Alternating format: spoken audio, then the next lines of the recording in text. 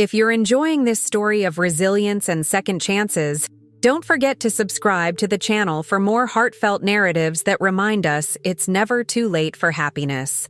Now, let's continue with Wendy's journey. The sky turned an unnatural shade of green as Wendy Miller clutched her late husband's photograph to her chest. At 67, she had weathered many storms in her life, but nothing had prepared her for this. The wind howled with a fury that seemed personal, rattling the windows of her modest Oklahoma home where she had lived for the past 43 years. "Harold, I wish you were here," she whispered to the photograph, her fingers tracing the smile lines around his eyes. They had faced everything together until cancer took him 3 years ago. The emergency alert on her phone blared, its mechanical voice announcing what the darkening sky had already warned. Tornado warning in effect. Seek shelter immediately.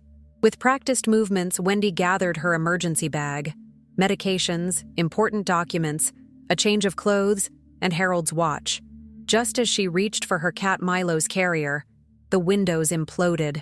The roar became deafening, a freight train bearing down on her living room. Time slowed as she watched her curtains, the ones she had sewn with Harold during their 40th anniversary, being sucked out into the vortex. She barely made it to the bathroom tub, throwing herself in and covering her head as her world literally tore apart around her. Milo somehow found his way to her, pressing against her side as they both trembled.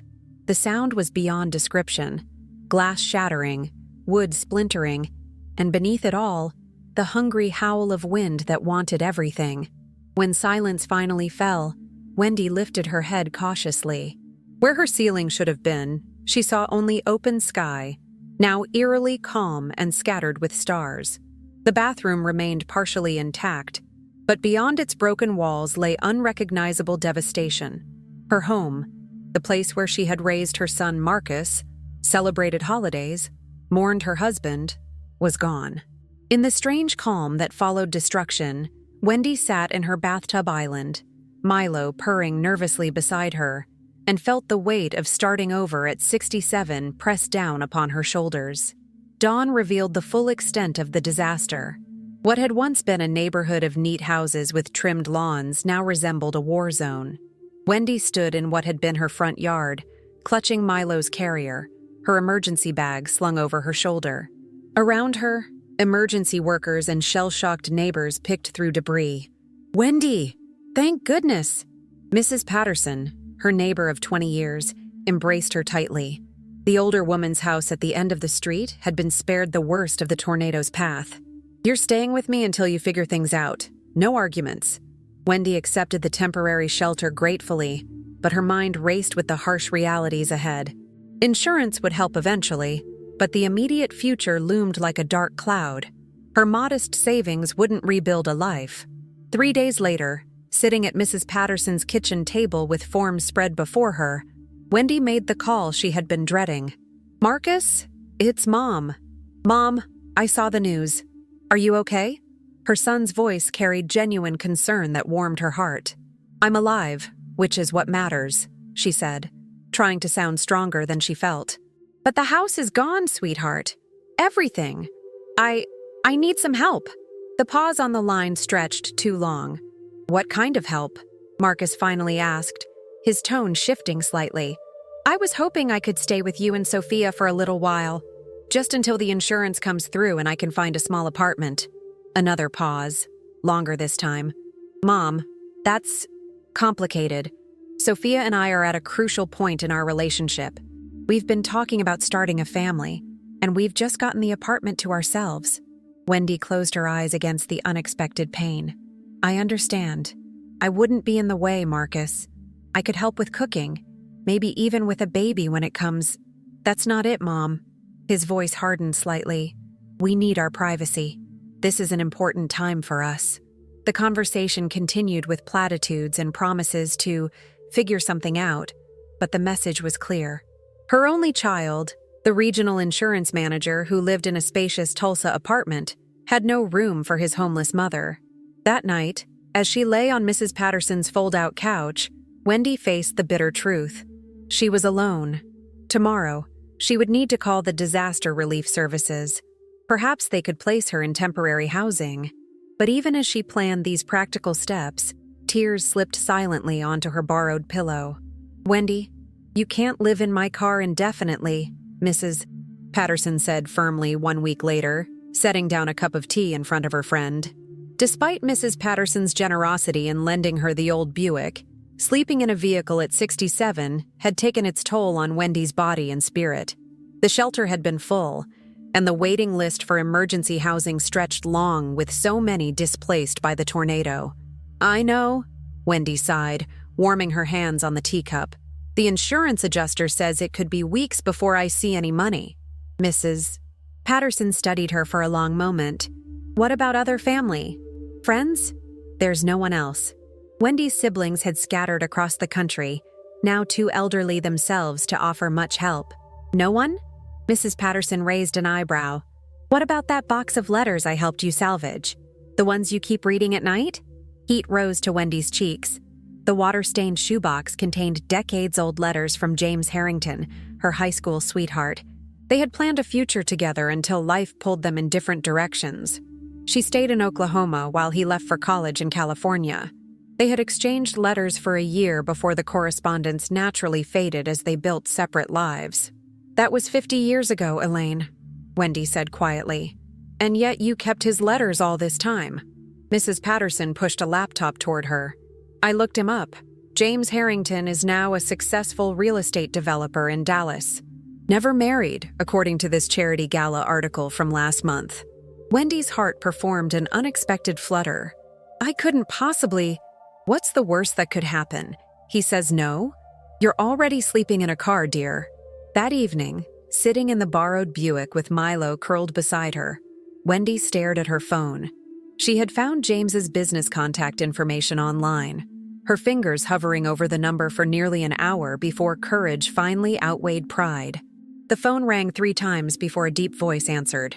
"Harrington." "James?" Her voice sounded small even to her own ears. "This is Wendy Miller, though you knew me as Wendy Collins." The silence that followed felt eternal. "Wendy?" The surprise in his voice was evident, but something else colored his tone. "After all these years?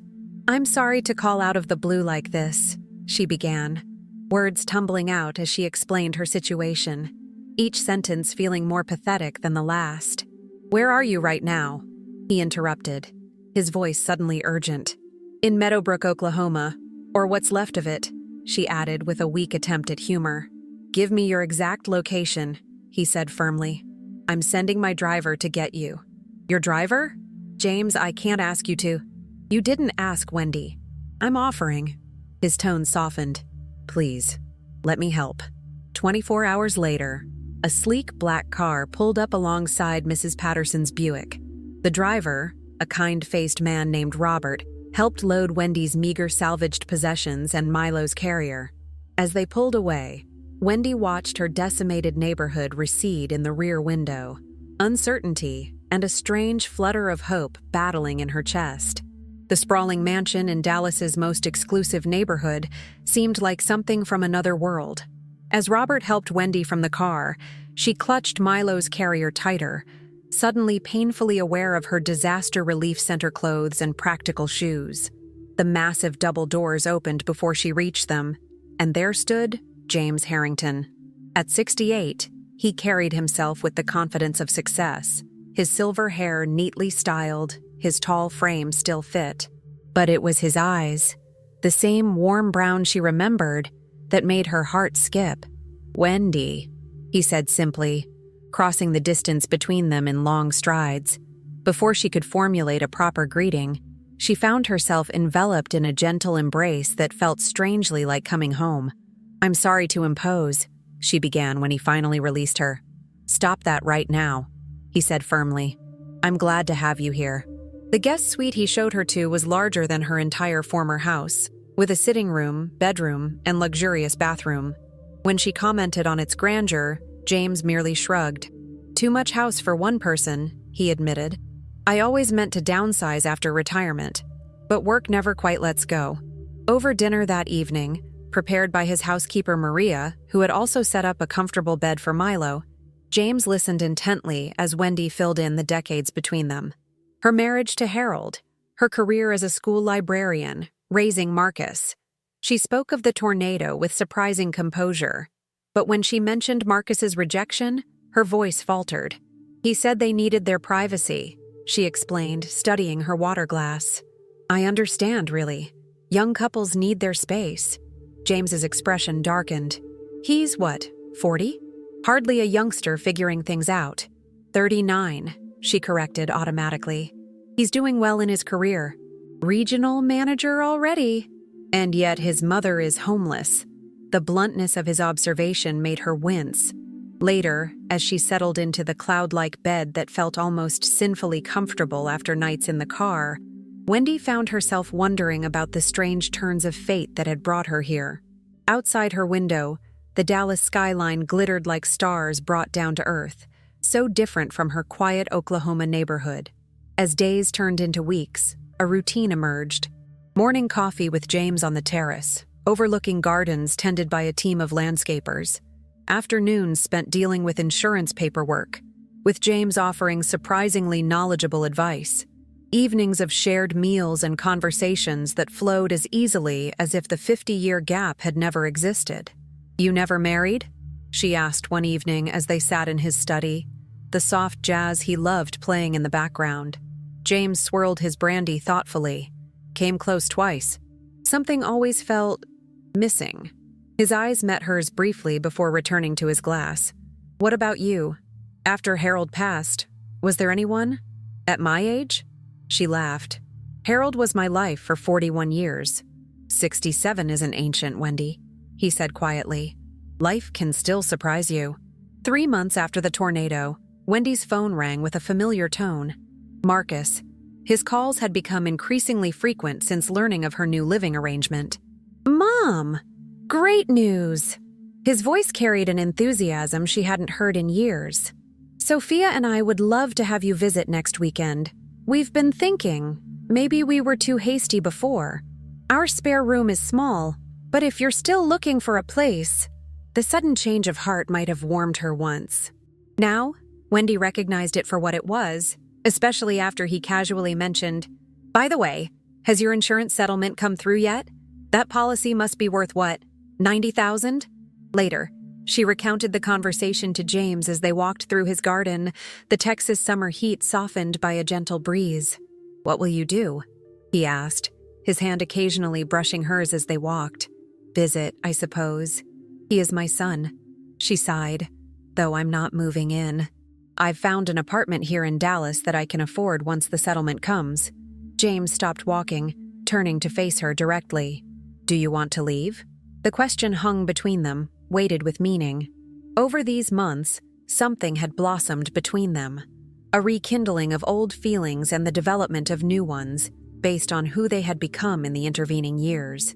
I should stand on my own feet, she said, though the thought of leaving the safe harbor she'd found with him created an unexpected ache. That's not what I asked, Wendy. His directness was one of the things she'd grown to love about this older, more confident version of the boy she'd once known. No games, no hidden meanings. No, she admitted softly. I don't want to leave. The weekend visit to Tulsa revealed exactly what Wendy had suspected. Marcus and Sophia were gracious hosts on the surface, but every conversation somehow circled back to her financial situation, the insurance money, even subtle inquiries about James's wealth. The breaking point came during dinner at a restaurant Marcus had selected, far more expensive than he typically chose for family meals. So, James, Marcus began, swirling his wine with studied casualness. Mom says you're in real estate development. Must be quite successful to have a place like she described. I've been fortunate, James replied neutrally. Any advice for a younger guy looking to invest? I've got some savings that could use a good home. Marcus, Wendy interjected, embarrassment coloring her cheeks. But James merely smiled, setting down his fork deliberately. Actually, I do have some advice. Invest in people who matter to you before you worry about financial returns. Marcus's expression hardened slightly. Meaning? Meaning your mother lost everything and ended up sleeping in a borrowed car because you and Sophia needed privacy. James's tone remained conversational, but his eyes had cooled. Now that you've heard she's staying with someone of means, suddenly there's room in your life for her. You don't know anything about my relationship with my mother, Marcus snapped. I know she raised you alone after your father died. I know she worked 2 jobs to put you through college. And I know she deserves better than being valued for her insurance payout. The remainder of the visit was strained, with Marcus alternating between defensive anger and transparent attempts to smooth things over. On the drive back to Dallas, Wendy sat quietly beside James, emotions warring within her. I'm sorry if I overstepped, James finally said, breaking the silence. Wendy reached for his hand where it rested on the console between them. You didn't say anything I haven't thought myself. It just hurts to have it confirmed. Families are complicated, he offered. Give him time. He may surprise you yet. And in the meantime? She asked. James squeezed her hand gently. In the meantime, you have me. 6 months to the day after the tornado tore through her life, Wendy stood in the garden of James's, now their home, surrounded by a small gathering of new friends and a handful of old ones. Mrs. Patterson had made the journey from Oklahoma, beaming with satisfaction at the role she had played in this unexpected love story. Marcus and Sophia stood somewhat awkwardly to one side. Their relationship remained a work in progress. Marcus had been humbled by James's confrontation, and subsequent conversations had begun the slow process of rebuilding trust. They were not close, not yet, but there was hope for a more honest relationship moving forward. Wendy smoothed the front of her cream-colored dress. Simple, elegant, perfect for a bride of 68. From inside the house, the first notes of music signaled it was time. Ready? Mrs. Patterson asked, adjusting Wendy's small bouquet of garden roses. I never expected this, Wendy confessed. A second chance at my age. Love doesn't check birth certificates, dear, her friend replied with a wink. As James appeared at the garden's entrance, his face lighting up at the sight of her, Wendy felt a certainty settle deep in her bones. The tornado had taken her home, but ultimately led her to where she truly belonged. The ceremony was brief but meaningful, their vows speaking of gratitude for unexpected second chances and promises to cherish the time they had been given. When James kissed her, sealing their union, applause broke out among their small gathering. At the intimate reception that followed, Marcus approached, looking uncharacteristically uncertain. Mom, he began, then stopped, seeming to search for words. I'm happy for you. Really. Thank you, Marcus. She studied her son's face, seeing flashes of both the boy he had been and the man he might still become. James is a good man, he continued. The way he looks at you. It's how Dad used to look at you. Unexpected tears pricked at Wendy's eyes. That means a lot, coming from you. I'm sorry, about before. The words seemed difficult for him. I should have been there for you. We all make mistakes, she said gently. What matters is what we learn from them. Later, as evening fell and soft lights illuminated the garden, James led Wendy in a dance to the same song that had played at their high school prom 50 years earlier. Any regrets? He murmured against her hair. About marrying you? Not one. About the tornado. About everything that happened. Wendy considered this as they swayed together.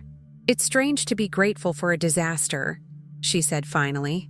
But I can't regret the path that led me back to you.